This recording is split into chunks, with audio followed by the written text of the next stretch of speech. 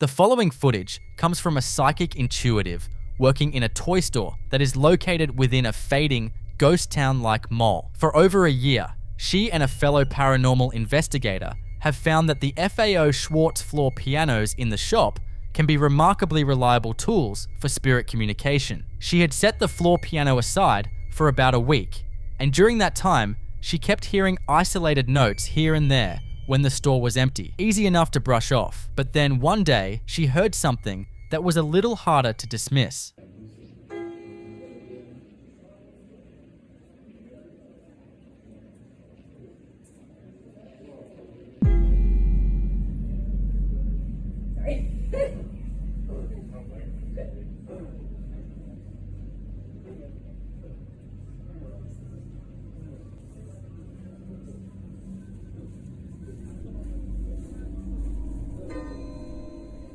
What stands out about this particular moment compared to earlier recordings is how different it feels in tone. Past interactions tended to be scattered, random notes, no real pattern. This time, it sounds more deliberate, almost like something is working something out. If you listen closely, there's a point where it starts to come together, like whatever's playing is finding its footing and settling into a melody.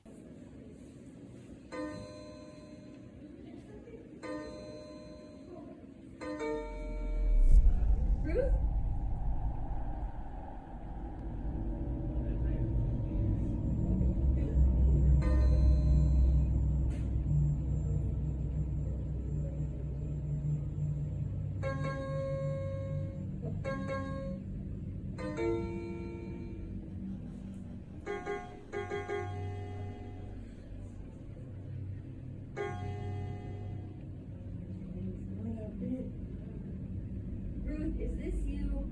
If it is, keep playing. Thank you.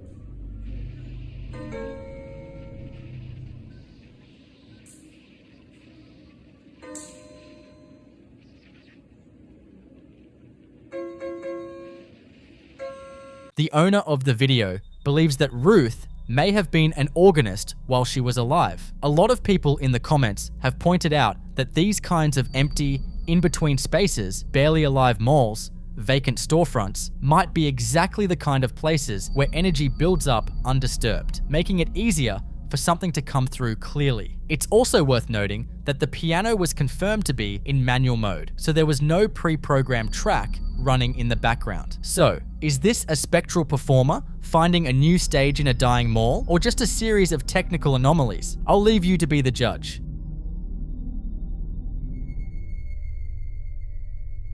This next clip is about a man named Nick, the manager of a local yogurt shop who spent months dismissing the ghost stories shared by his evening staff. His employees had reported flickering bulbs, shifting shadows, objects moving on their own, and a heavy, watchful presence that seemed to intensify during the closing shift. As a pragmatist, Nick attributed these incidents to the quirks of an older building, faulty wiring, or perhaps just tired imaginations. That skepticism vanished, however, the moment he experienced the activity firsthand.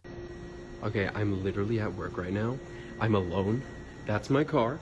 There is not one other car in the parking lot. Look, the freaking light's flickering from the reflection in the window. I don't know what's going on. I'm here alone, and this is what I deal with that I usually don't catch on camera. This is the light switch. Ready? This? Oh, I think I stopped it. Did I stop it? Nope, I didn't. I didn't stop it. I don't know what's going on, and this makes absolutely no sense. And now it stopped. Good. And ready? Here we go. Because that makes sense, right? This is what I deal with, and no one understands. And of course I'm here alone, and this is like a friggin' murder house.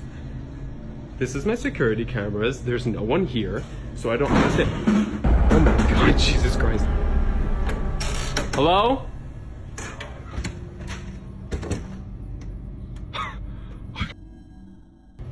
While a flickering light might be a simple electrical surge, it cannot explain the mechanical force required to topple a heavy chair in an empty attic. What really got under Nick's skin though was the sound. Somewhere in the back of the building, he started hearing a soft, melodic voice, a young girl humming or singing quietly. It wasn't the first time anyone had heard it. Several staff members had reported the exact same thing during late night shifts. A lot of people believe this kind of thing is what's called a residual haunting. Basically, a moment from the past that got somehow etched into a place and just keeps replaying. Worth mentioning too that the shop sits right next door to a building that's been closed up and empty for a while now. Some investigators think abandoned spaces like that tend to collect energy over time and that it can quietly drift into whatever's nearby. Things gradually shifted from eerie background noise to something more direct. One night, Nick and one of his employees were packing up to leave when the light started flickering again. He pulled out his phone and started recording. When they made their way over to the desk, everything they'd carefully arranged on it was scattered across the floor. Nothing else in the room had been touched, just the items on that desk, spread out like something had swept straight through them. Okay guys, we were literally just about to leave my store when shit just started flickering again. This is the second time it's happened. My car's over there, and... I'm shaking right now. Okay, and her keys are in the... I need to go. We need to go get my keys. And the light turned on. I don't want to go. Okay, well, I'm gonna literally record this whole thing just so you guys can see what happened. I'm literally scared. Okay, okay, something...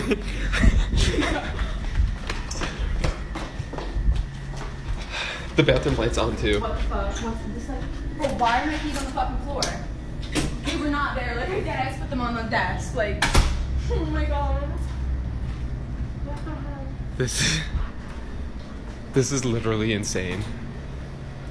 Things got really serious on that same night. While he was still recording, something was thrown and it flew right past Nick's face, close enough that there was no mistaking it. You can hear exactly how they reacted in the moment.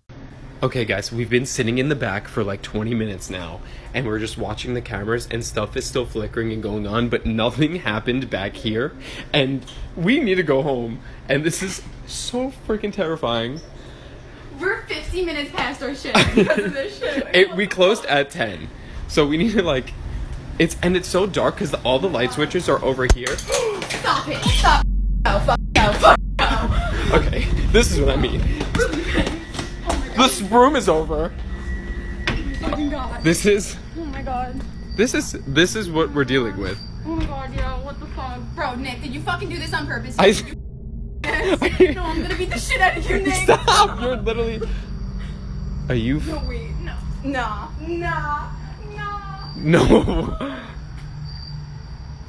That didn't just We literally looked away for like 2 seconds. walking, 'cause, like, what? For Nick, that was the breaking point. He was filming in the dark not long after and felt like whatever was there had shifted its attention directly onto him. A few days later, Nick returned to the shop early in the morning and everywhere was quiet and empty, the kind of calm you'd expect at that hour. But it didn't last long. The light started flickering again, and this time the music system began acting up too, cutting in and out on its own. Whatever's in that building doesn't seem to keep a schedule. Okay, we're gonna peace out for the night. Okay, we're gonna peace out for the night. This is, I can't even put the key in. This is what we deal with at Swirls and Twirls, and no one believes us because who would? Who really would? And the backlights. So is this fucking possessed by a demon? So I'm No, quitting. the light's still on. Like, I don't think we turned it off though, but now the machine lights are on. Good. This is great. This is great. Okay guys, I'm here alone. It's a few days later and it's 6 o'clock. I'll show you the time. The lights are freaking flickering again. The music is being wacky. The speakers are in the ceiling. Like, this is literally insane. And now they stopped. And now they're like, this is what I mean. Nothing. Like, I don't know how to explain this. The switch is right here. This is. As the crew was wrapping up on another night, a camera caught a topping lid getting swept clean off the counter with no one near it. Moments later, the lights they'd just switched off started flickering back on, almost like something was moving through the room. Hey, it's 11:29. Me and Nick were supposed to leave here at 11 o'clock, but weird shit is happening. A chair fell. There's lights flickering on the machines. There is lights flickering everywhere. A chair fell. It's freaking me out. Tommy, what the f*** is that?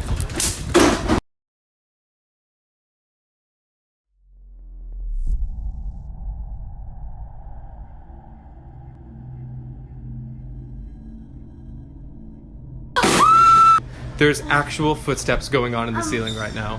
And something just fell over here. Is anyone there? I'm scared. Oh, stop! Stop! Oh my god! Stop! Stop!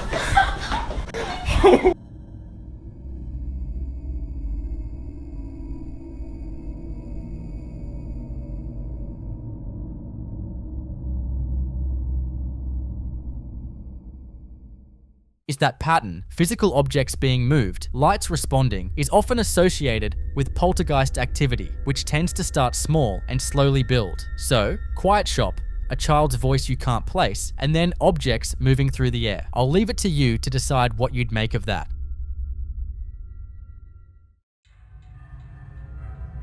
This next clip was filmed by a woman vacationing in Cape Cod. She'd come back to the family's beach house early while everyone else stayed down at the shore, and for a little while she had the whole place to herself. She decided to take a shower, just a quiet, ordinary moment. What she didn't know was that the house might not have been as empty as it felt. There's something people who know Cape Cod well often mention, this idea that the salt air and the long history of the coastline seems to hold on to things, that the energy there is different, heavier in a way, like the land itself remembers.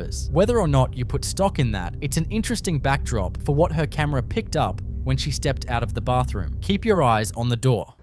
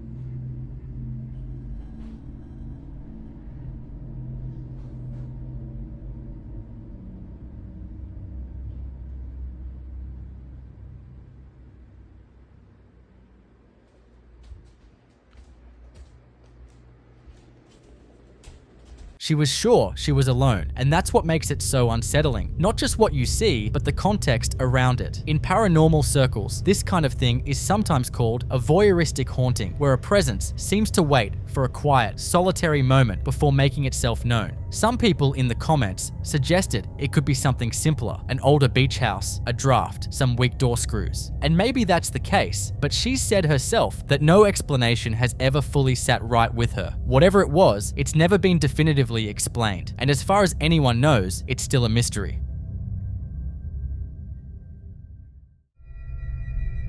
This next video starts about as casually as it gets. Someone filming their cat chasing a fly around the room. The kind of thing you record purely because it's funny and your pet is being ridiculous, with nothing about the setup feeling unusual at all, until something else happens in the background while the cat is busy with the fly. Watch closely.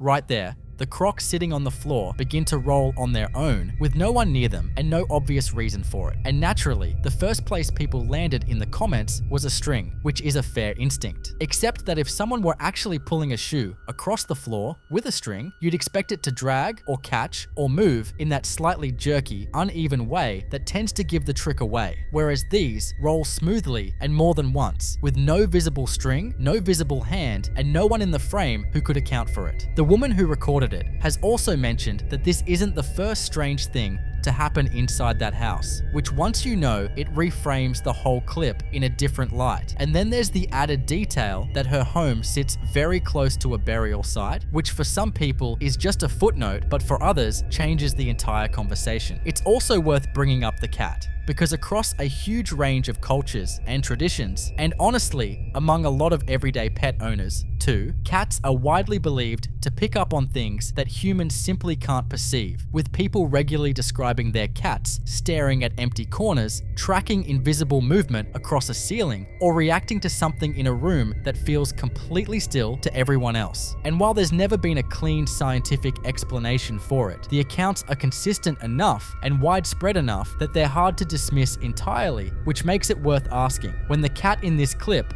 suddenly breaks away from the fly and bolts toward the gate, whether it was startled by the shoes moving or whether it saw something else first, something the camera didn't catch, and the shoes were just a side effect of whatever passed through that room. A question that, between the location, the history of the house, and a cat that clearly decided it was time to be somewhere else, doesn't have a clean answer and is the kind of thing that tends to stick with you a little.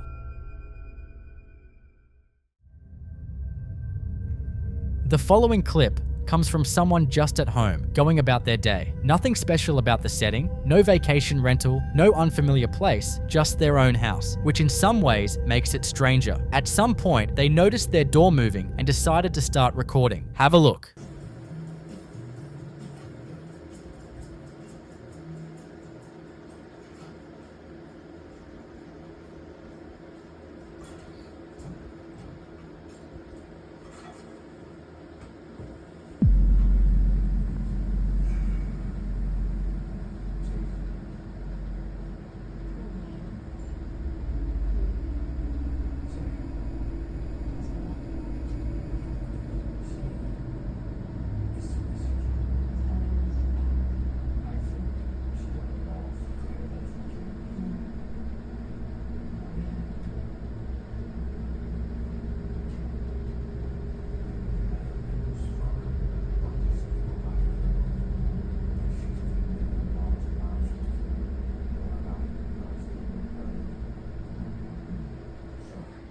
The comments, predictably, went straight to draft. And look, that's always going to be the first place people land, and it's not an unreasonable one. Doors move, houses breathe, air comes through gaps you don't even know are there. But the person who posted this pushed back on that pretty firmly. He knows his house, he's lived there long enough to know what a draft looks like, and he says this isn't it. According to him, strange things happen in that house on a fairly regular basis. This clip is just one of the few times he actually had his camera out when something occurred. That context matters. A single moving door is easy to rationalize, but when it's part of a longer pattern, sounds, movements, things that keep adding up over time in the same space, it starts to feel like a different conversation. A lot of people who've lived in genuinely active homes describe it exactly that way. Not one dramatic moment, but a slow accumulation of small things that individually seem explainable and collectively don't. His house has never been formally investigated, and whatever's behind the activity hasn't been identified. But if you ask him, the draft theory stopped being convincing a long time ago. Whether you agree is another matter. I'll leave that one with you.